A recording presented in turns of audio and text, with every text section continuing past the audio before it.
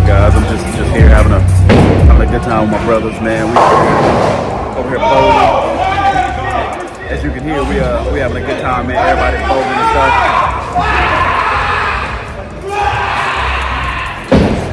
Guys is bowling, guys is having a good time, man. Let me show you a little bit more what they doing, man. This every day, man. Every day, man. It's down at pattaya, down at pattaya, man. We just enjoying life right now, man.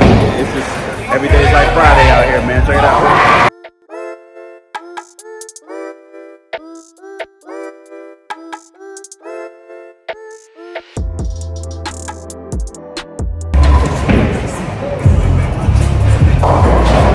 Yeah, I'm at the bowling alley right now, and probably a little bit later on tonight, probably gonna hit up a little party or something.